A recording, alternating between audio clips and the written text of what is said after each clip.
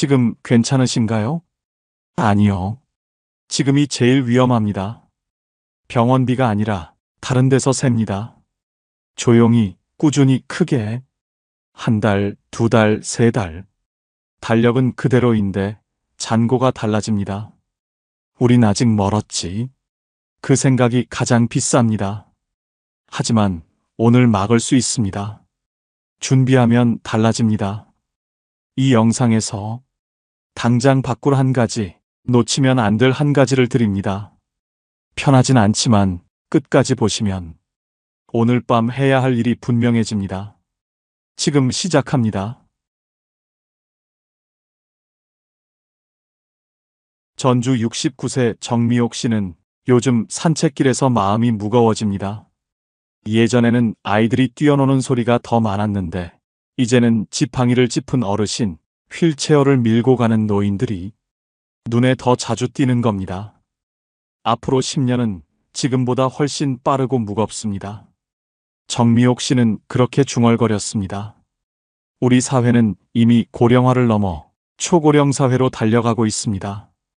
2024년 현재 65세 이상 인구는 전체의 약 18%, 불과 몇 년 뒤면 20%를 넘어설 것이 확실합니다. 즉, 5명 중 1명이 노인인 사회가 되는 겁니다. 문제는 속도입니다. 불과 10년 전만 해도 마을 노인정에 모이는 어르신은 동네 어른 몇 분 정도에 불과했습니다. 하지만 지금은 다릅니다. 노인정마다 사람이 꽉 차고 경로당 증축 요구가 나올 정도입니다. 이렇게 빠른 변화는 단순한 인구 비율 문제가 아니라 생활 곳곳에서 체감됩니다. 병원 대기실에 가보면 10명 중 6명에서 7명은 65세 이상입니다. 동네 약국에서 가장 많이 나가는 약은 고혈압 약과 당뇨약입니다. 시장에 가면 노인들이 손수레를 끌고 장을 보는 모습이 흔합니다. 버스 안에서는 무임승차하는 노인들이 전체 승객의 절반 가까이를 차지하기도 합니다. 이런 풍경은 앞으로 더 뚜렷해집니다. 통계청은 2035년이면 노인 비율이 30%에 도달한다고 전망합니다. 즉, 3명 중 1명이 노인이 되는 겁니다. 노인의 수가 많아진다는 건 단순히 숫자가 늘어난다는 뜻이 아닙니다. 병원비가 더 늘고 연금 수급자가 더 많아지고 돌봄 수요가 폭증한다는 의미입니다. 그리고 이 모든 비용은 결국 사회 전체가 그리고 각 가정이 함께 감당해야 합니다. 정미옥 씨는 동네 친구들과 이런 이야기를 나눈 적이 있습니다. 옛날에는 우리도 부모님 부양한다고 힘들다 했잖아. 근데 우리 세대는 부모도 모시고 우리도 늙고 애들마저 줄어드니 더 힘들어질 거야. 그 말에 모두가 고개를 끄덕였습니다. 자식은 줄어들고 평균 수명은 늘어나고 노인은 많아지는데 이들을 책임질 사회적 자원은 한정돼 있기 때문입니다. 실제 노후 위기는 여기서 출발합니다. 병원에 가면 순번 대기가 길어지고 요양원 자리는 부족해지고 간병인 인건비는 오르고 국민연금은 점점 불안해집니다. 즉, 개인이 아무리 열심히 준비한다 해도 사회 전체가 늙어가면 비용과 부담이 기하급수적으로 늘어난다는 겁니다. 정미옥 씨가 중얼거린 그 말, 앞으로 10년은 지금보다 훨씬 빠르고 무겁습니다. 이것은 단순한 푸념이 아니라 우리 모두가 마주해야 할 현실입니다. 정리하자면 노후의 위기는 개인의 문제가 아니라 사회 전체의 구조적 변화에서 옵니다. 그리고 이 거대한 흐름 속에서 살아남으려면 지금부터 준비하지 않으면 안 된다는 사실입니다. 경북 구미에 사는 74세 이명자 할머니는 남편을 요양원에 모셨습니다. 집에서 돌보는 게 더 이상 불가능했기 때문입니다. 처음 상담에서 들었던 말은 단순했습니다. 등급을 받으셨으니 본인 부담금 월 60만 원 정도면 됩니다. 순간 안도했습니다. 그 정도라면 충분히 감당할 수 있으리라 생각했기 때문입니다. 하지만 생활은 계산서처럼 단순하지 않았습니다. 기본 식비 하루 10,000원, 한 달이면 30만 원. 입맛을 잃은 남편을 위해 간식을 챙기면 10만 원이 더 들었습니다. 기저귀, 물티슈, 로션 같은 생활용품 20만 원, 많게는 30만 원. 거기에 미용비, 세탁비, 외출 비용까지 더해지니 어느새 한 달 120만 원이 기본이 되었습니다. 문제는 여기서 끝이 아니었습니다. 상태가 악화되자 개인 간병인을 붙여야 했습니다. 그 순간부터 매달 150만 원에서 200만 원이 더 빠져나갔습니다. 총 비용은 250만 원, 많게는 300만 원. 처음엔 괜찮을 줄 알았어요. 하지만 두세 달 만에 퇴직금이 줄어드는 걸 보니 이게 얼마나 무서운 건지 알겠더라고요. 이명자 할머니의 고백이 곧 현실이었습니다. 그렇다면 집에서 모시면 나을까요? 제가 간병도 크게 다르지 않습니다. 요양보호사 방문 서비스, 월 40만 원에서 60만 원.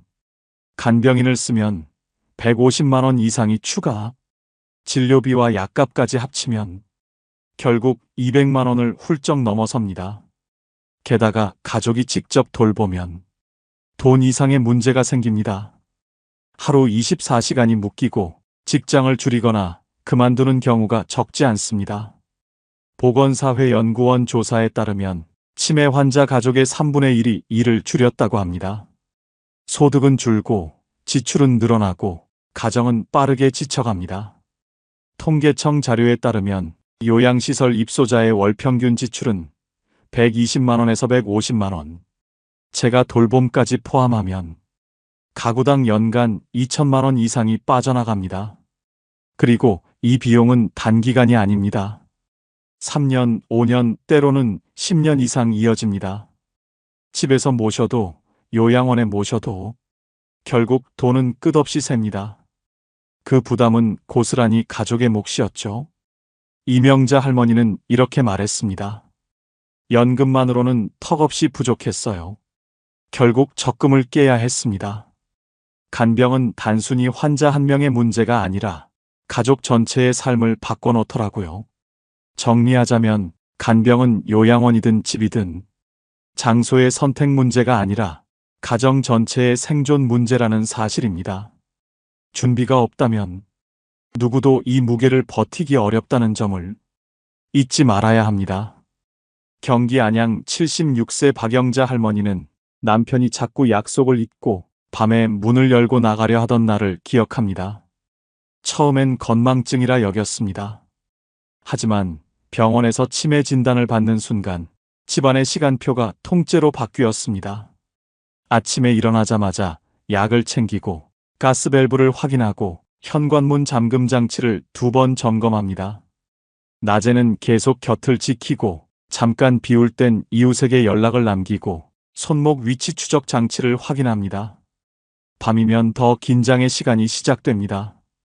뒤척이는 소리에 번쩍 깨고 화장실을 오갈 때마다 넘어지지 않도록 길을 비우고 야간등을 켭니다. 치매는 남의 집 이야기가 아닙니다.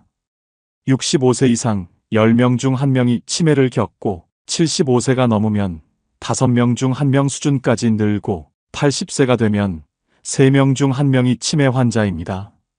숫자는 차갑지만 의미는 분명합니다. 나이가 들수록 누구도 이 확률에서 자유롭지 않습니다. 문제는 기간입니다. 치매는 몇 달로 끝나지 않습니다. 평균 돌봄 기간은 약 8년, 길면 10년을 훌쩍 넘습니다. 기간이 길수록 돈과 시간이 함께 소진됩니다. 간병인 없이 버티면 가족이 지치고 간병인을 쓰면 지출이 커집니다. 월 200만 원의 지출은 드문 일이 아닙니다. 약값과 진료비, 보호용품과 식비, 이동과 검사를 더하면 체감 비용은 더 커집니다. 1년이면 2천만 원, 10년이면 2억 원이 넘습니다. 숫자는 합계일 뿐이지만 가족에게는 생애 자산의 이동을 뜻합니다. 돈만의 문제가 아닙니다. 딸은 근무 시간을 줄이고 아들은 휴직을 고민하고 며느리는 밤낮이 바뀌고 손주들은 집안 분위기에 눌립니다. 돌봄은 한 사람의 병이 가족 전체의 일상이 되는 과정입니다. 식사가 빠르게 끝나고 외출이 점점 줄고 대화의 주제가 약과 진료로 좁아집니다. 그래도 준비가 있으면 다릅니다. 정기 검진을 통해 변화 시점을 빨리 파악하고 낙상 위험을 줄이기 위해 집 구조를 손보고 방문 돌봄과 주간 보호를 조합해 숨 쉴 틈을 만듭니다. 가족 역할을 나누고 돌봄 시간표를 만들고 비상 연락망을 붙이고 문서로 의사결정을 정리합니다. 재정은 별도 라인으로 관리합니다. 간병 비급여 소모품을 한 묶음으로 예산화하고 현금성 자산 비중을 올리고 필요시 주택연금 같은 옵션을 검토합니다. 정리하자면 치매는 한 사람의 병이 아니라 가족 전체를 흔드는 장기 사건입니다. 발견은 빠르게, 돌봄은 나누어서, 지출은 별도 라인으로 관리해야 합니다. 부산 72세 최기문 어르신은 젊을 때부터 크게 아픈 적이 없었습니다. 하지만 은퇴 후 찾아온 고혈압과 당뇨는 매달 빠짐없이 병원 문을 두드리게 했습니다. 약값만 한 달에 10만 원, 정기검진과 각종 검사로 20만 원이 더 들었습니다. 가끔 의사가 추가로 권하는 MRI 검사는 보험이 적용돼도 본인 부담이 10만 30만 원. 실손 보험이 있으면 조금 돌려받을 수 있지만 보험이 없는 어르신들에게는 여전히 큰 돈이었습니다. 진료비는 큰 병일 때만 나가는 줄 알았는데 작은 병들이 매달 쌓이니 훨씬 더 무섭더군요. 최기문 어르신은 이렇게 말했습니다. 노인 의료비는 단발성 지출이 아닙니다. 통계청에 따르면 65세 이상 노인의 1인당 연평균 진료비는 200만 원을 넘어섰습니다. 70대는 300만 원에 가깝고 80대는 400만 원 이상으로 치솟습니다. 이건 단순 평균일 뿐입니다.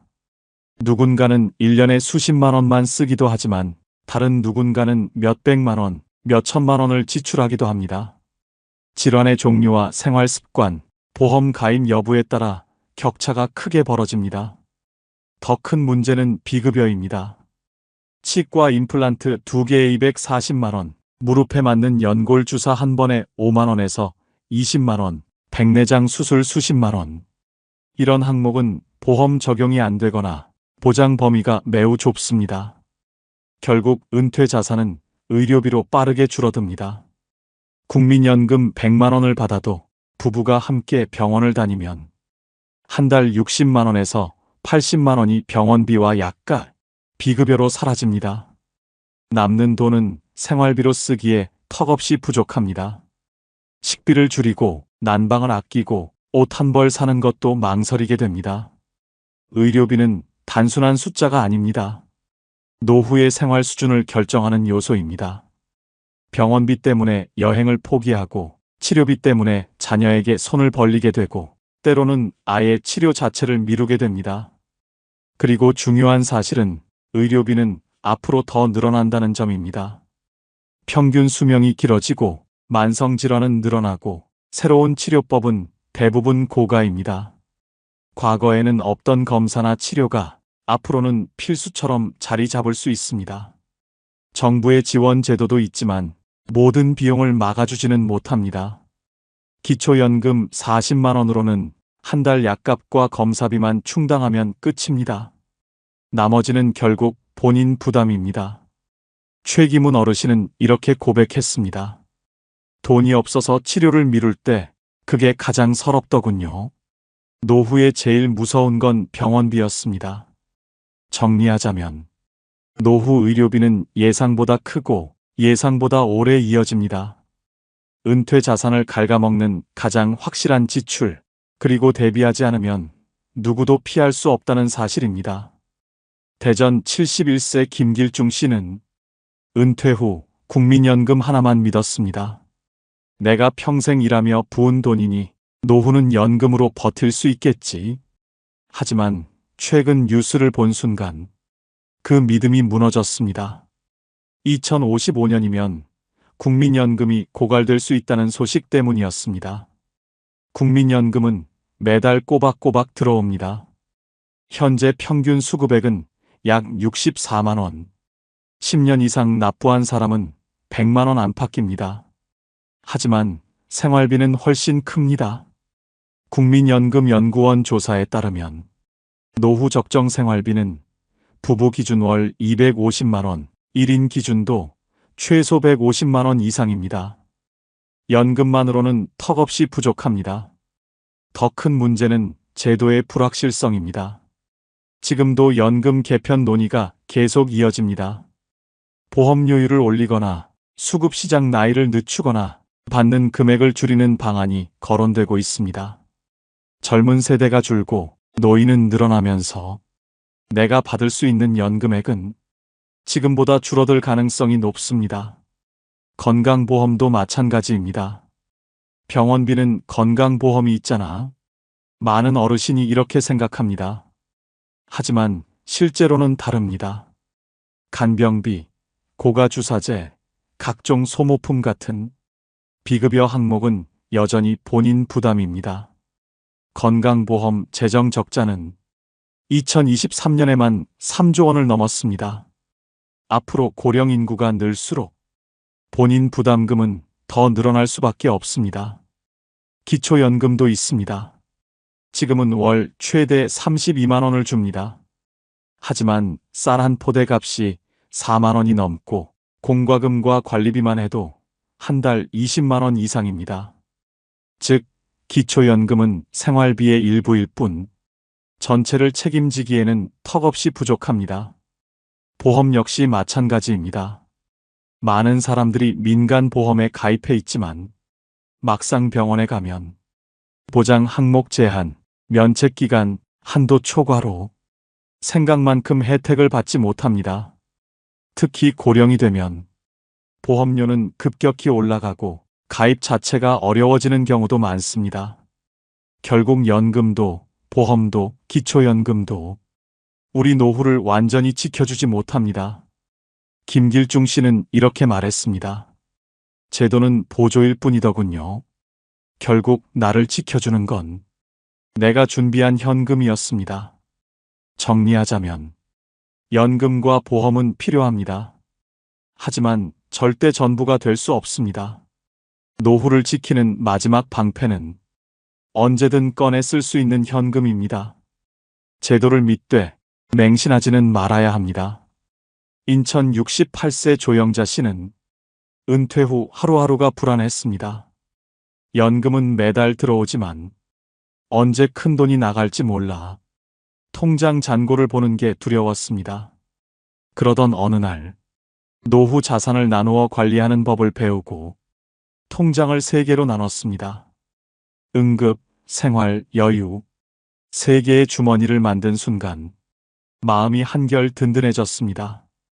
첫 번째 주머니는 응급 주머니입니다. 갑자기 병원비가 나오거나 가전제품이 고장났을 때 쓰는 돈입니다. 적어도 500만 원, 가능하다면 1000만 원 정도를 비상금으로 두는 것이 좋습니다. 이 돈은 절대 투자하거나 묶어두면 안 됩니다. 언제든 바로 꺼낼 수 있는 현금 혹은 단기 예금이어야 합니다. 두 번째 주머니는 생활 주머니입니다.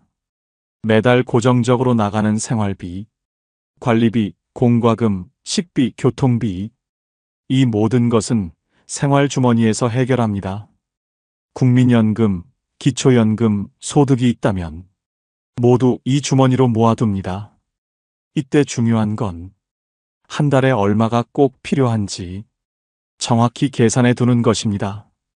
대부분의 가정이 월 150만 원에서 200만 원 선에서 생활비가 필요합니다. 이 액수를 기준으로 생활 주머니를 유지해야 합니다. 세 번째 주머니는 여유 주머니입니다. 말 그대로 즐기기 위한 돈입니다. 여행, 취미, 손주 용돈, 인생의 즐거움을 위한 자금이 바로 여기서 나갑니다. 많은 분들이 노후에는 아끼는 것만이 답이라고 생각합니다. 하지만 그렇지 않습니다. 적당한 여유가 있어야 삶이 지치지 않고 돈 관리도 오래 갑니다. 여유 주머니는 크지 않아도 괜찮습니다. 연 100만 원에서 200만 원만 준비해도 충분히 소소한 행복을 누릴 수 있습니다. 조영자 씨는 이렇게 말했습니다. 전에는 돈이 한데 섞여 있어서 어디에 얼마나 써야 할지 몰랐습니다. 그런데 통장을 3개로 나누고 나니 마음이 안정되고 쓸 때도 죄책감이 줄더군요. 전문가들도 강조합니다. 노후 재정은 금액보다 구조가 중요하다고. 통장을 3개로 나누면 돈이 흘러가는 방향이 보이고 불필요한 지출을 막을 수 있습니다. 특히 응급주머니가 있으면 예상치 못한 병원비에도 당황하지 않고 대응할 수 있습니다. 정리하자면 노후 자산 관리의 핵심은 얼마나 모았느냐가 아니라 어떻게 나누고 쓰느냐입니다. 돈은 모양이 아니라 도달성이 중요합니다. 즉, 언제든 꺼내 쓸 수 있는 구조가 가정을 지키는 힘이 됩니다. 수원 72세 이만수 씨는 은퇴 후 가진 자산이라곤 30년 넘게 살아온 집 한 채뿐이었습니다. 연금도 적고 모아둔 예금도 거의 없는 상황. 집을 팔아야 할지 그냥 버텨야 할지 밤마다 고민이 이어졌습니다. 집은 있는데 현금이 없으니 사는 게 너무 불안했어요. 우리나라 노인의 가장 큰 특징은 자산은 부동산에 묶여 있다는 점입니다. 통계청 조사에 따르면 65세 이상 노인의 자산 중 70% 이상이 집과 토지 같은 부동산입니다. 반대로 현금이나 금융 자산은 30%도 되지 않습니다. 즉, 집이 있더라도 생활비로 바로 쓸 수 없는 경우가 많다는 뜻입니다. 이럴 때 활용할 수 있는 방법이 있습니다. 바로 주택연금입니다. 주택연금은 집을 담보로 맡기고 평생 매달 일정액을 받는 제도입니다. 예를 들어 시가 3억 원 아파트를 가진 부부가 만 70세에 주택연금을 신청하면 매달 약 90만 원에서 100만 원을 평생 받을 수 있습니다. 집을 팔지 않고도 현금 흐름을 만들 수 있다는 게 장점입니다. 또 다른 방법은 다운사이징입니다. 큰 집을 팔고 작은 집으로 옮기면서 차액을 현금으로 확보하는 방식입니다. 예를 들어 5억 원 아파트를 팔고 2억 원대 소형 아파트나 빌라로 옮긴다면 차액 3억 원을 확보할 수 있습니다. 이 돈을 예금이나 채권에 넣어두면 노후 생활비로 안정적으로 쓸 수 있습니다. 전세에서 월세로 바꾸는 방법도 있습니다. 예를 들어 보증금 1억 원 전세에 살던 사람이 보증금 3천만 원에 월세 30만 원으로 옮기면 남는 7천만 원을 현금으로 확보할 수 있습니다. 물론 매달 월세가 나가 부담이 될 수 있습니다. 하지만 손에 쥔 현금이 있으면 응급 상황이나 병원비에 즉시 대응할 수 있습니다. 이만수 씨도 결국 결단을 내렸습니다. 주택연금에 가입한 겁니다. 매달 100만 원 가까운 연금이 나오자 생활이 한결 안정됐습니다. 이제는 통장에 고정적으로 돈이 들어오니 숨이 좀 트입니다. 집은 팔지 않아도 생활비가 나오는 자산이더군요. 전문가들은 한 목소리로 말합니다. 노후에는 집을 어떻게 활용할지가 현금만큼 중요하다고. 집을 팔 수도 줄일 수도 연금으로 바꿀 수도 있습니다. 중요한 건 집을 현금화하는 전략을 미리 고민하는 것입니다. 정리하자면 집은 단순히 사는 공간이 아닙니다. 노후에는 가장 큰 자산이자 현금의 원천이 됩니다. 팔 수도 있고 줄일 수도 있고 연금으로 바꿀 수도 있습니다. 집은 팔아야만 돈이 되는 자산이 아닙니다. 전략적으로 활용할 때 노후를 지켜주는 든든한 버팀목이 됩니다. 청주 75세 오말순 할머니는 작은 화장실에서 큰 사고를 당할 뻔했습니다. 비누 거품에 미끄러지던 순간 평소 설치해둔 손잡이를 붙잡으며 넘어지지 않고 몸을 지탱할 수 있었습니다. 그 손잡이 하나가 제 인생을 지켜줬습니다. 오말순 할머니는 말했습니다. 노인 사고 중 가장 흔한 것이 바로 낙상입니다. 넘어지는 단순한 사고 같지만 골절, 수술, 장기 입원으로 이어지면 순식간에 삶이 무너집니다. 건강보험심사평가원 자료에 따르면 65세 이상 낙상 환자는 10년 사이 2배 이상 늘었습니다. 특히 고관절 골절은 수술비만 수백만 원, 재활비까지 합치면 1,000만 원이 훌쩍 넘습니다. 경제적 부담도 크지만 무엇보다 무서운 건 한 번의 낙상으로 거동이 어려워지고 치매나 우울증으로까지 이어진다는 점입니다.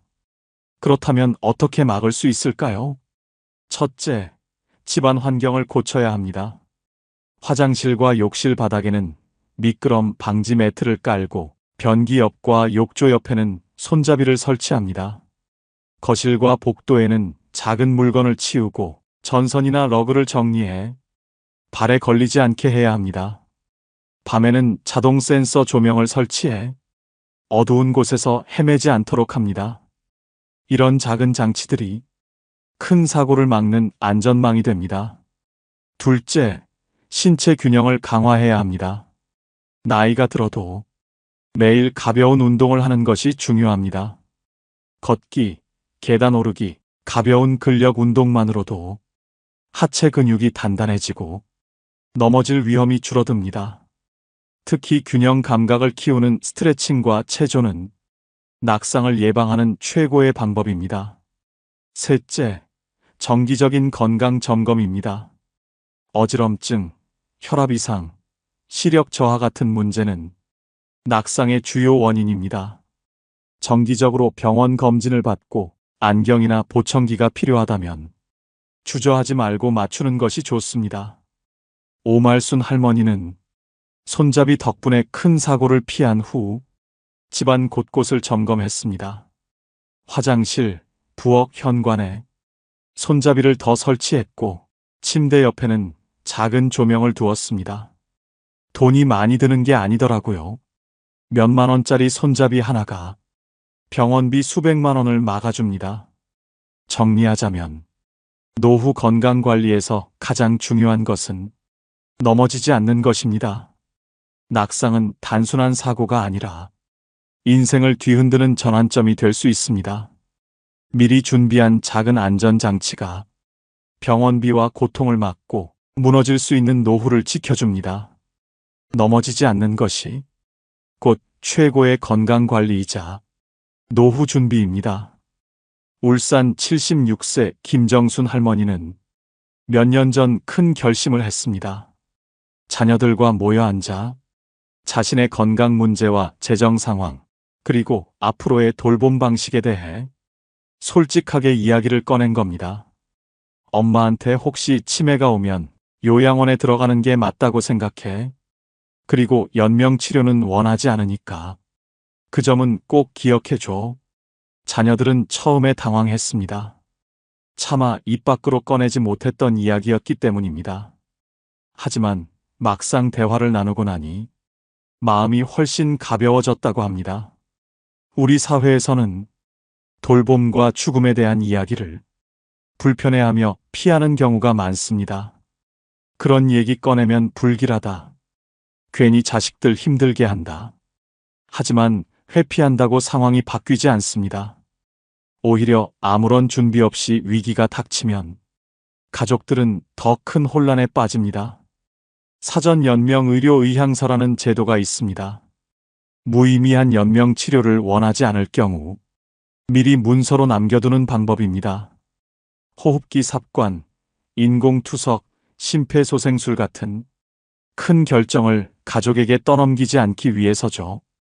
보건복지부 통계에 따르면 사전 연명 의료 의향서를 작성한 어르신들은 응급실이나 중환자실에서 겪는 갈등이 70% 이상 줄어든다고 합니다. 돌봄 방식도 미리 상의해야 합니다. 치매가 오면 집에서 모실 것인지, 요양원에 맡길 것인지, 누가 주로 돌볼지, 비용은 어떻게 분담할지, 이런 이야기들은 불편해도 꼭 나눠야 하는 대화입니다. 가족끼리 합의가 되어 있으면 갈등이 훨씬 줄어들고 돌봄 부담이 균등하게 나눠집니다. 재정 상황도 솔직히 말하는 게 필요합니다. 우리 집에 남은 돈은 이 정도다. 당분간은 큰 문제 없지만 병원비가 늘면 어려워질 수 있다. 이 정도의 정보만 공유해도 가족들이 갑작스러운 상황에 훨씬 잘 대응할 수 있습니다. 김정순 할머니는 자녀들과의 대화를 마친 뒤 이렇게 말했습니다. 제가 제 입으로 이야기하고 나니 오히려 후련했어요.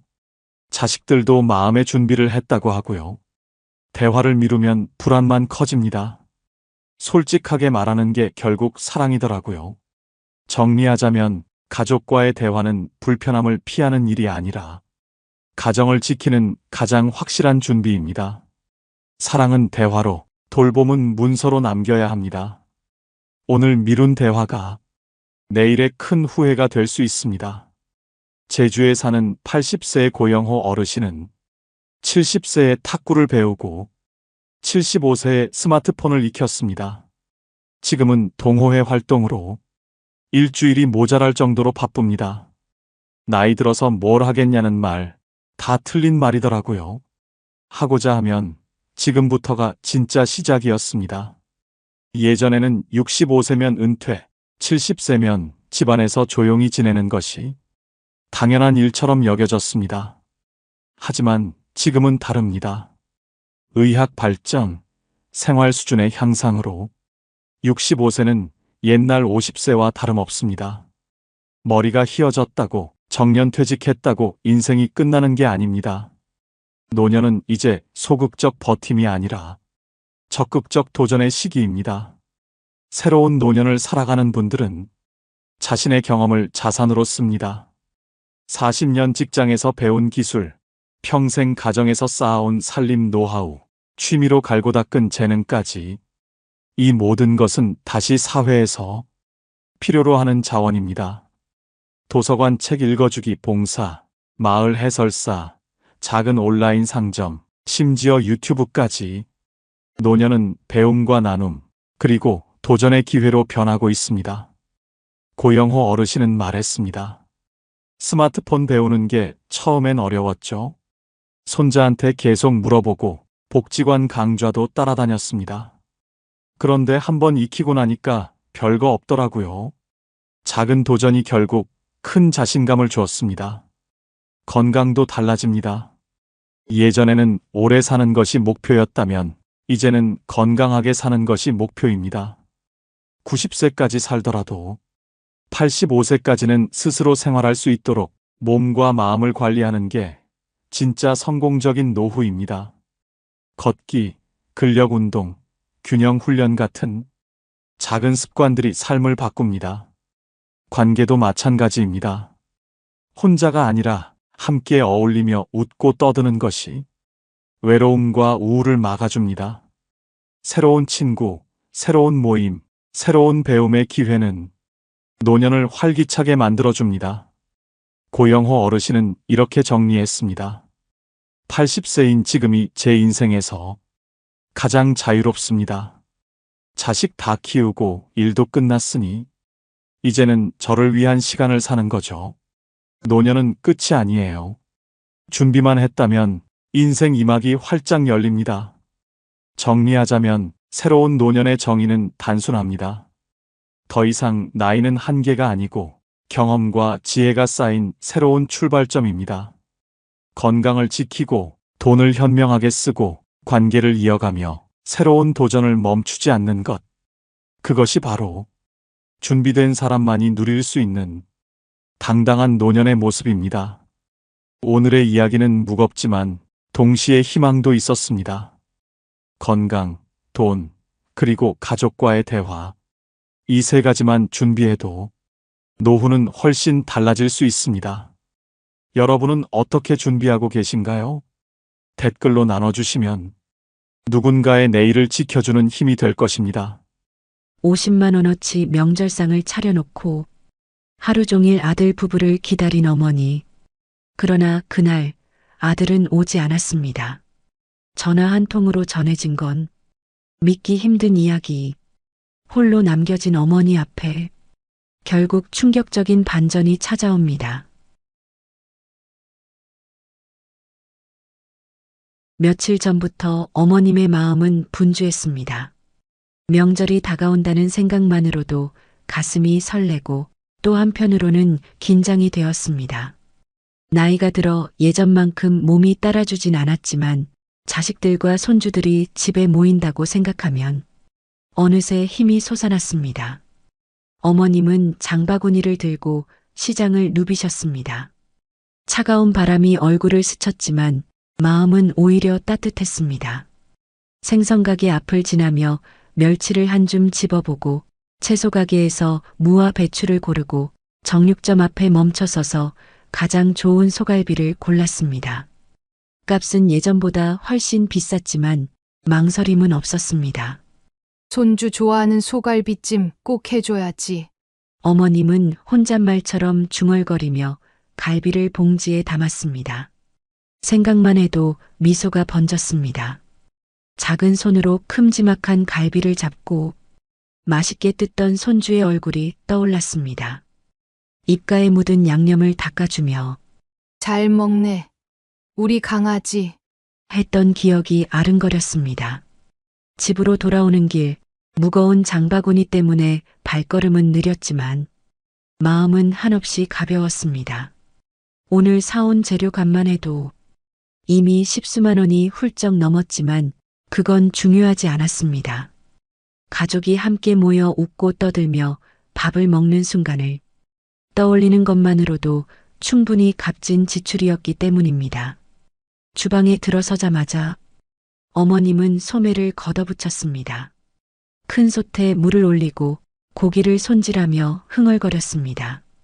애들 좋아하는 음식 다 준비했어.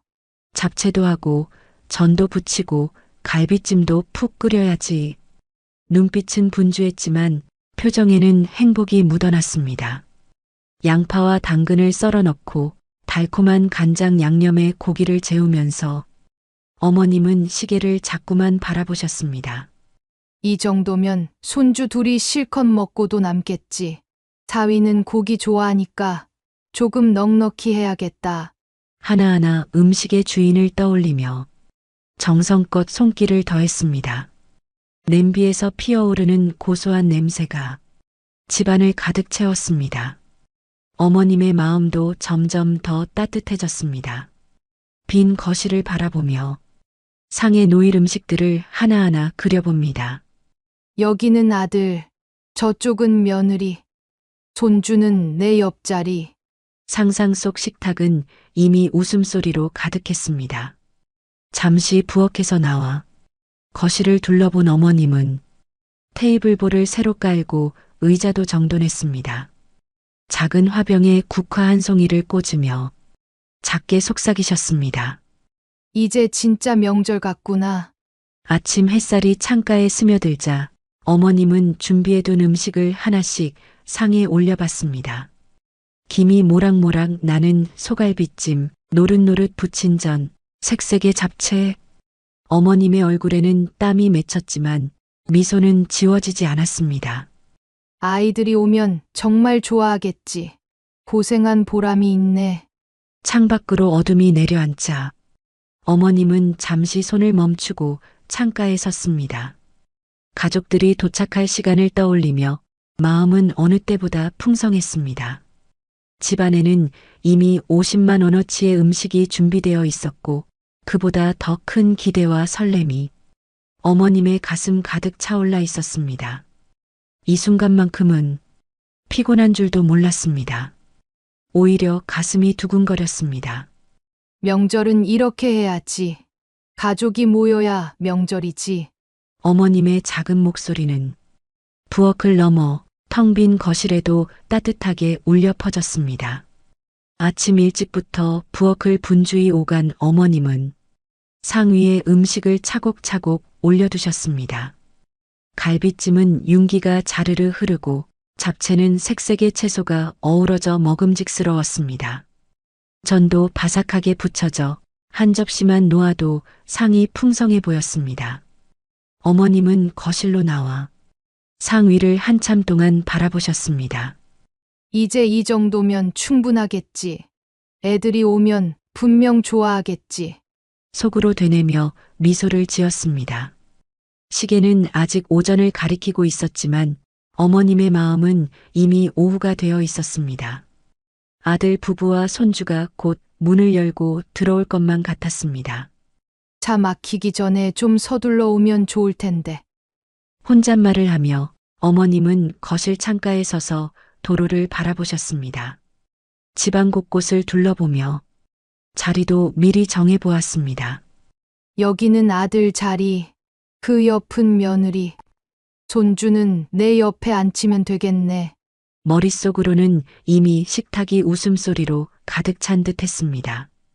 한숨 돌리며 소파에 앉았다가도 곧 다시 자리에서 일어나 부엌으로 향했습니다. 음식은 잘 보관되고 있는지, 불은 꺼뒀는지, 갈비찜 국물은 더 졸아들지는 않았는지 확인하고 또 확인했습니다. 시간은 조금씩 흘렀습니다. 오전의 햇살은 점점 강해지고 집안 공기는 따뜻했지만 어머님의 마음은 점점 초조해졌습니다. 시계를 볼 때마다 이제쯤 도착했겠지 하는 생각이 들었지만 현관문은 고요했습니다. 휴대폰을 손에 쥐고 혹시나 연락이 올까 몇 번이나 확인했습니다. 하지만 화면은 그대로였습니다. 어머님은 다시 상 위를 바라보며 자신을 달래듯 말했습니다. 오기 약속했으니 곧 오겠지. 내가 너무 서두른 걸지도 몰라. 잠시 후 밖에서 아이들 웃음소리가 들리는 듯해 어머님은 황급히 창문을 열었습니다. 하지만 소리는 옆집에서 들려오는 소리였습니다. 순간 웃음을 머금었던 얼굴은 다시 허전하게 굳어버렸습니다. 아직 시간이 좀 남았지. 어머님은 스스로에게 말했지만 불안한 기운은 조금씩 스며들고 있었습니다. 그래도 곧 도착할 거라는 희망을 붙잡으며 거실에 앉아 상을 바라보았습니다. 식탁 위 가득 차린 음식은 마치 누군가 오기를 기다린다는 듯 조용히 빛나고 있었습니다. 어머님은 다시 한번 자리에서 일어나 손주가 좋아하는 갈비찜을 바라보았습니다. 우리 손주, 이거 보면 제일 먼저 집어먹겠지. 생각만 해도 미소가 번졌습니다. 하지만 그 미소 뒤에는 말로 다할 수 없는 기다림의 무게가 조금씩 깃들고 있었습니다. 시간은 느리게 흘렀습니다. 어머님은 무릎 위에 손을 올려놓고 살며시 손가락을 꼼지락거렸습니다. 떨리는 마음을 애써 다독이는 듯 했습니다. 점점 더 커지는 기대와 함께 어머님의 마음속에는 작은 불안이 피어오르고 있었습니다. 하지만 그 순간까지도 어머님은 여전히 믿고 있었습니다. 9시까지 온다고 했어. 곧 올 거야. 그 믿음 하나로 어머님은 식탁 앞에 앉아 조용히 기다림을 이어갔습니다. 시간은 어느새 정오를 훌쩍 넘어갔습니다. 햇살은 창가에 길게 드리워졌지만 어머님의 마음은 그 빛과는 달리 점점 무거워지고 있었습니다. 아침 일찍부터 정성껏 차려놓은 음식은 여전히 식탁 위에서 자리를 지키고 있었지만 김이 오르던 뜨거움은 이미 사라지고 있었습니다. 갈비찜은 윤기를 잃어가고 있었고 잡채는 점점 굳어가며 색을 잃어갔습니다. 노릇했던 전도 이제는 눅눅하게 식어 있었습니다. 어머님은 몇 번이나 휴대폰을 들었다 놓으셨습니다. 손끝이 떨려 화면을 켰다가 다시 껐습니다. 혹시 연락이 올까, 혹시 메시지가 와 있지 않을까 몇 분마다 반복했지만 화면은 고요했습니다. 시계 초침은 멈추지 않고 흘러가고 있었지만 그 소리는 오히려 더 크게 울려 퍼져 기다림의 시간을 배로 느끼게 했습니다. 차가 막히는 걸까? 아니면 손주가 보채서 늦는 걸까? 마음을 다잡으려 했지만 점점 번지는 불안은 감출 수 없었습니다. 한참을 망설이다가 결국 전화를 걸었습니다. 귀에는 신호음만 울려 퍼졌습니다. 짧은 몇 초가 몇 분처럼 길게 느껴졌습니다. 운전 중이라서 그런가 보다. 어머님은 속으로 중얼거렸습니다. 하지만 그 말은 스스로를 달래기 위한 헛된 변명처럼 들릴 뿐이었습니다. 시간은 계속 흘러갔습니다. 식탁 위 음식은 하나둘씩 빛을 잃어갔고 어머님의 눈빛도 서서히 지쳐갔습니다. 그때 낯익은 번호가 화면에 떴습니다. 순간 안도감에 얼굴이 환해졌습니다. 드디어 오고 있다는 연락일 거라 믿었습니다. 급히 통화 버튼을 누른 어머님은 숨을 고르며 귀를 기울였습니다. 그러나 들려온 목소리는 기다림 끝에 주어지는 위로가 아니었습니다. 엄마, 사실 오늘 여행 가게 됐어요. 급하게 자리가 나서 어쩔 수가 없었어요. 순간 가슴 깊은 곳에서 무언가 무너져 내리는 소리가 들리는 듯 했습니다. 그동안 품어왔던 기대, 아침부터 분주히 준비했던 마음, 50만 원어치의 정성과 사랑이 한순간에 무너져 내렸습니다. 식탁 위 음식은 여전히 풍성했지만 그 풍성함은 오히려 잔인하게 다가왔습니다.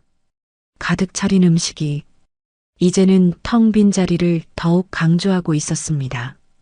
어머님의 시선은 자꾸만 의자를 향했습니다. 그곳에 앉아 있어야 할 아들, 옆에서 음식을 덜어줘야 할 며느리, 깔깔 웃으며 갈비를 뜯어야 할 손주의 자리, 모두 비어 있었습니다. 숨을 고르려 했지만 목 안에서 끊어진 듯한 울컥거림이 차올랐습니다. 얼마나 기다렸는지, 얼마나 기대했는지 그 누구보다 본인만이 알 수 있었습니다. 마침내 어머님의 입에서 작은 한마디가 흘러나왔습니다. 이럴 거면 못 온다고 미리 말이라도 하지. 그 목소리는 텅 빈 집안의 메아리처럼 울렸습니다. 그 한마디는 오랜 기다림 끝에 찾아온 절망의 무게를 그대로 담고 있었습니다. 그날 명절의 설렘은 깊은 상실감과 절망으로 완전히 바뀌어 버렸습니다. 전화를 끊은 뒤 집안은 더욱 조용해졌습니다. 아까까지는 초침 소리조차 잘 들리지 않았는데 이제는 그 작은 소리가 집안을 가득 메우는 듯 했습니다. 어머님은 멍하니 식탁 앞에 앉았습니다. 정성껏 준비한 음식이 가득 차 있었지만 그 풍성함이 더 이상 기쁨을 주지 못했습니다. 오히려 차갑게 굳어가는 음식들이 자신의 마음을 비추는 거울 같았습니다. 갈비찜은 윤기를 잃어가고 있었습니다. 아침부터 공들여 끓였던 국물은 차갑게 식으며 겉돌았습니다. 잡채는 점점 굳어가며 한 덩어리처럼 엉켜 있었고 노릇했던 전도 눅눅하게 젖어 있었습니다. 내가 뭘 위해 이렇게 고생을 한 걸까? 작은 한마디가 허탈한 한숨과 함께 흘러나왔습니다. 어머님의 시선은 자꾸만 빈자리를 향했습니다. 저 자리에 앉아 있어야 할 아들, 그 옆에서 미소 지어야 할 며느리, 그리고 옆자리에서 깔깔 웃으며 갈비를 뜯어야 할 손주, 모두 비어 있었습니다. 그 빈자리는 단순히 의자 하나가 비어 있는 것이 아니었습니다. 오랜 시간 쌓아온 기대와 설렘이 허공으로 사라져버린 자리였습니다. 어머님은 젓가락을 들어 올려 보았습니다. 하지만 곧 힘없이 내려놓았습니다. 젓가락 끝은 음식에 닿지도 못했습니다. 허기보다는 허무가 먼저 밀려왔기 때문입니다. 집안 공기는 정적에 눌려 있었습니다. 그 정적은 오히려 무겁게 다가와 어머님의 마음을 더 깊이 짓눌렀습니다. 시계는 여전히 규칙적으로 흘러가고 있었습니다. 그러나 어머님에게는 그 시간이 더딘 고통처럼 느껴졌습니다. 숫자가 바뀔 때마다 허무의 무게가 더해지는 듯 했습니다. 창밖 햇살은 여전히 환했지만 그 빛은 더 이상 위로가 되지 못했습니다. 어머님의 그림자는 길게 늘어져 빈 거실 바닥에 쓸쓸히 드리워져 있었습니다. 그 순간 어머님의 입에서 또 다른 한마디가 흘러나왔습니다. 명절이 이렇게 허무할 수도 있구나. 그 목소리는 누구에게 들려주려는 말이 아니었습니다. 스스로에게 건네는 체념 섞인 독백 같았습니다. 부엌 한쪽에 놓인 화병 속 국화는 아직 싱싱하게 피어 있었지만 그조차 어머님의 눈에는 쓸쓸하게만 보였습니다. 식탁 위 가득 놓인 음식과 텅 빈 자리가 대비되며 공허감은 더 크게 밀려왔습니다. 어머님은 조용히 의자에 등을 기대셨습니다. 눈을 감았지만 떠오르는 것은 오지 않는 가족들의 모습뿐이었습니다. 잠시 후 눈을 떴을 때도 현관문은 여전히 굳게 닫혀 있었습니다. 아침부터 이어진 설렘과 기대는 그날 오후가 되자 깊은 허무로 완전히 바뀌어 있었습니다. 정성껏 차린 음식은 어머님의 마음처럼 차갑게 식어갔습니다. 그리고 집안에는 말로 다 할 수 없는 쓸쓸함만이 가득 남았습니다. 어머님은 여전히 식탁 앞에 앉아 있었습니다. 텅 빈 집안에는 초침 소리만 울려 퍼졌습니다. 기대와 설렘으로 시작한 하루가 허무로 가득 채워지는 순간이었습니다. 하지만 그때 갑자기 현관문 쪽에서 초인종 소리가 들렸습니다. 어머님은 순간 고개를 들었습니다. 설마 하는 마음이 먼저 들었지만 이미 아들의 전화를 들은 뒤였기에 기대와 믿음을 동시에 내려놓은 상태였습니다. 그럼에도 불구하고 발걸음은 저절로 현관 쪽으로 향했습니다. 조심스레 문을 열자 예상치 못한 얼굴이 눈에 들어왔습니다. 문 앞에는 딸 부부가 서 있었습니다. 밝은 표정의 딸은 손에 작은 보따리를 들고 있었고 옆에 선 사위도 따뜻하게 웃고 있었습니다. 어머님의 눈가가 순간 흔들렸습니다. 허무와 외로움으로 무너져 있던 마음에 따뜻한 빛이 스며드는 듯 했습니다. 딸은 현관에 들어서며 조심스럽게 말했습니다. 엄마, 저희 먼저 왔어요. 시댁 부모님이 여행 가셨다길래 이번 명절은 엄마랑 먼저 보내려고요. 그 말은 무너져 있던 어머님의 마음을 붙잡아주는 한 줄기 위로 같았습니다. 순간 모간이 꽉 메이면서 눈물이 차올랐습니다. 아침부터 이어졌던 허무감이 딸의 한마디에 스르르 풀려나가는 듯 했습니다. 거실로 들어온 딸 부부는 식탁 위 음식을 보며 감탄했습니다. 와, 엄마 음식이 이렇게 가득하네요. 정말 수고 많으셨어요. 그 말에 어머님은 작게 웃음을 지었습니다. 괜히 많이 했다고 생각했는데 이제는 다행이구나. 오전부터 굳어가던 음식이었지만 딸과 사위가 함께 앉아 이야기를 나누자 다시 생기를 띠는 듯 했습니다. 식탁 위는 여전히 같은 음식이었지만 그 자리에 앉은 사람들의 온기가 모든 허물을 덮어주고 있었습니다. 어머님은 국을 덜어주고 딸은 전을 접시에 담으며 대화를 이어갔습니다.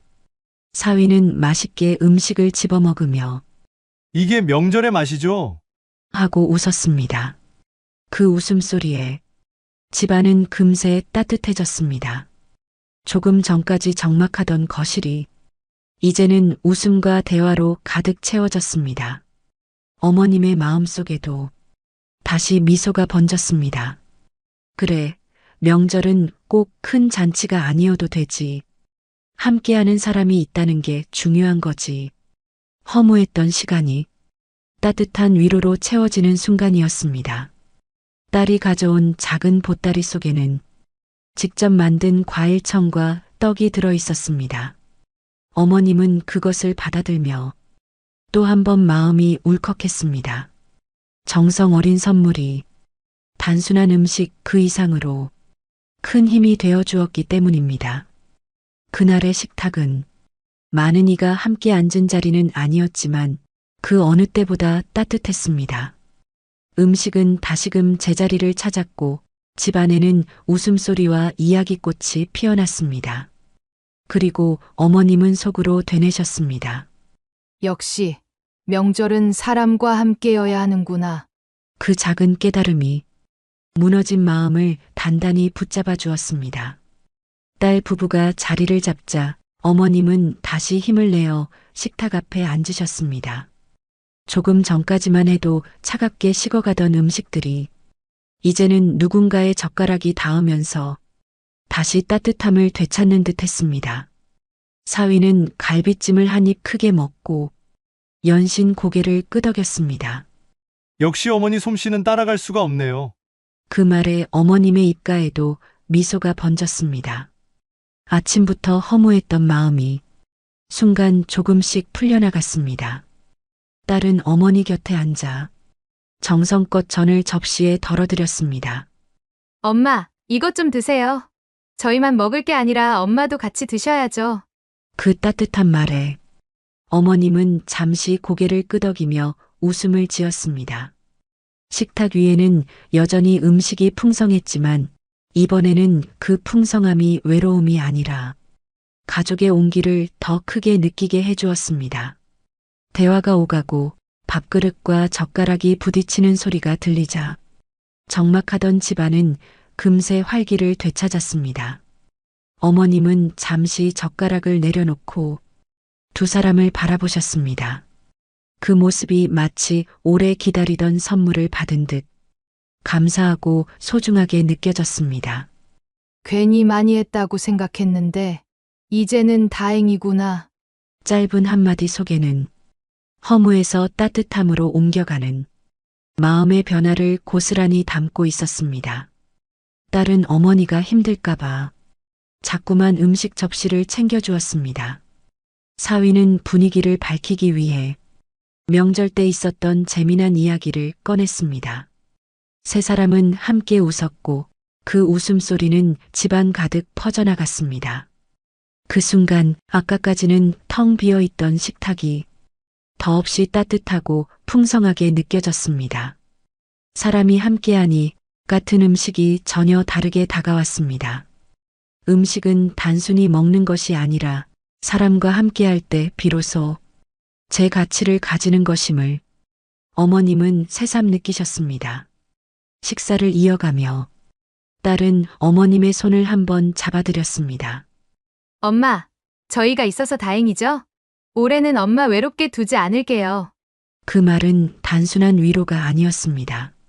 어머님에게는 그동안 느꼈던 외로움과 허물을 녹여내는 따뜻한 약속처럼 들렸습니다.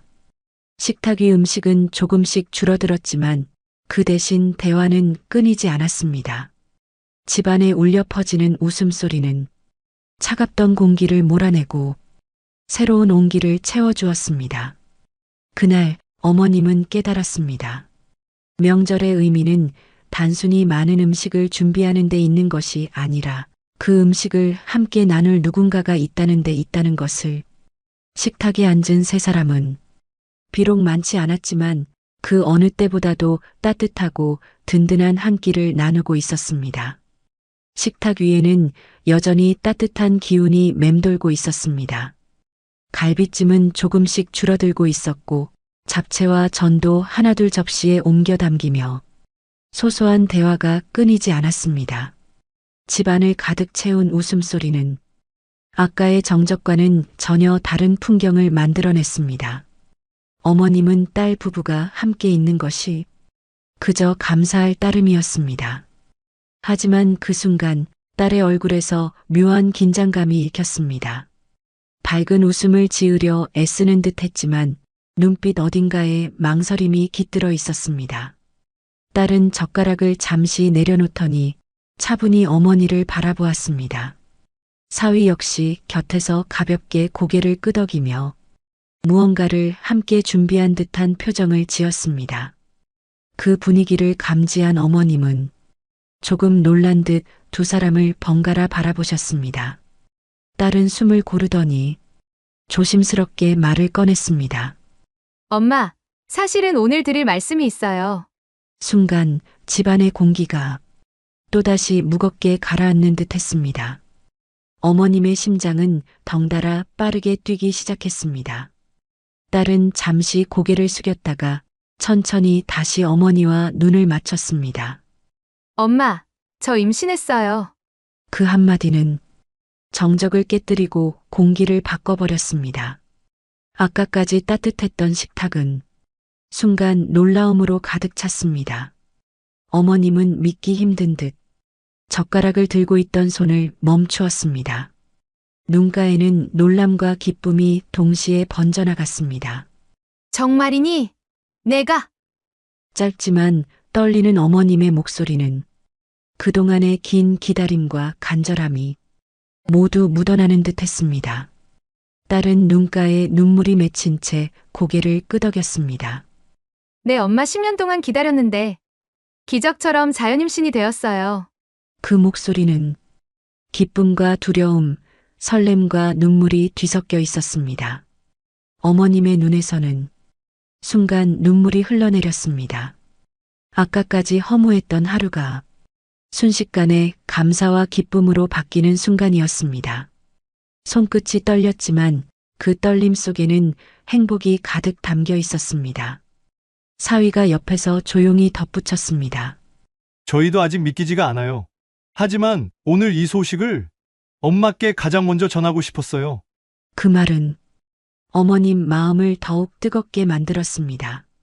식탁 위 음식은 여전히 그대로였지만 이제는 단순한 명절상이 아니라 새 생명의 소식을 함께 맞이하는 기쁨의 상징처럼 느껴졌습니다. 어머님은 눈물을 훔치며 속으로 되뇌셨습니다.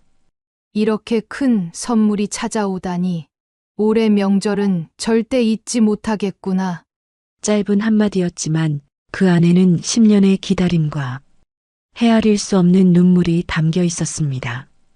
그리고 그 순간 집 안가득 울려 퍼진 웃음과 눈물은 그 어떤 잔치보다 값지고 소중했습니다.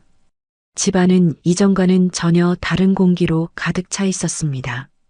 아침부터 무겁게 드리웠던 허무와 적막은 어느새 눈물과 웃음이 뒤섞인 따뜻한 분위기로 바뀌어 있었습니다.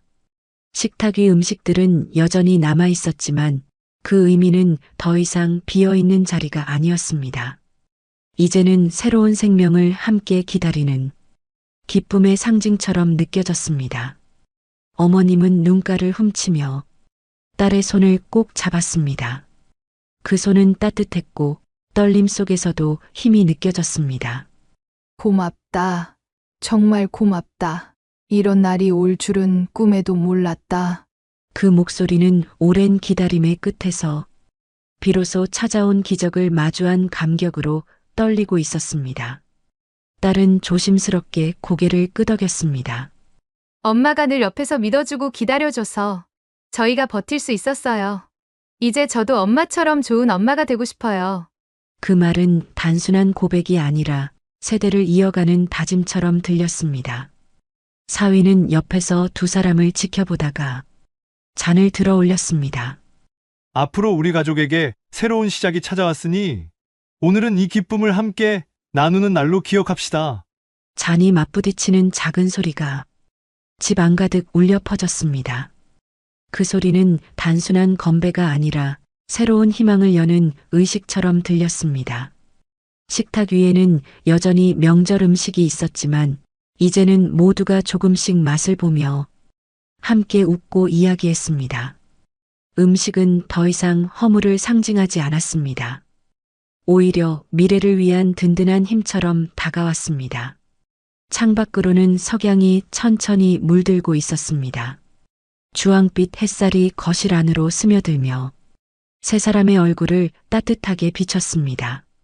어머님은 그 순간 마치 세상이 자신을 축복하는 것만 같았습니다. 허무했던 하루가 가장 뜻깊은 하루로 바뀌는 순간이었기 때문입니다.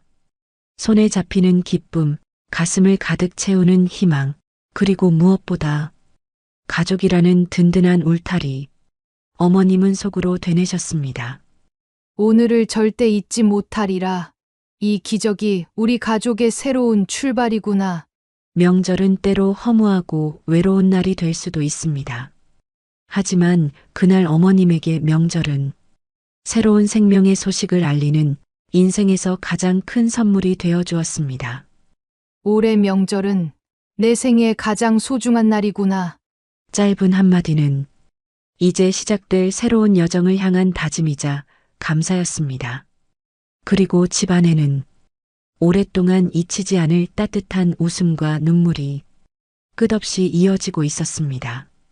오늘 이야기가 마음에 와닿으셨다면 구독과 좋아요, 그리고 댓글로 함께 해주세요. 여러분의 작은 응원이 큰 힘이 됩니다.